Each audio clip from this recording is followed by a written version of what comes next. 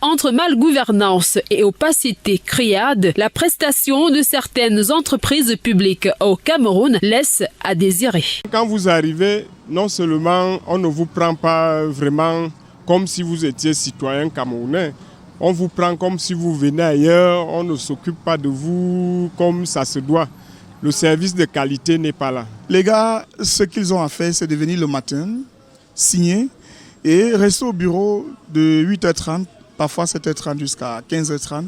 Et lorsque 15h30 a sonné, tout de suite, on commence à chercher comment prendre le taxi ou démarrer son véhicule pour rentrer à la maison.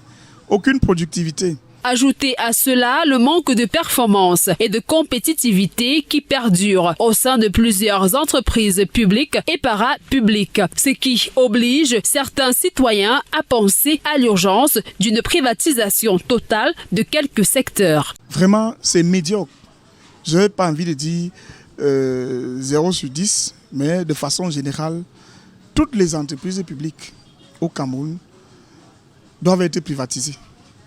Parce que si on veut un Cameroun émergent, on ne peut pas fonctionner avec les entreprises publiques. Généralement, si c'était dans le secteur privé, ça devait être bien parce qu'il y a parfois qu'il y a faillite. Que pour voyager, c'est tout un problème. Il dit que soit il y a quoi, ça dérange. Normalement, ça doit être privatisé.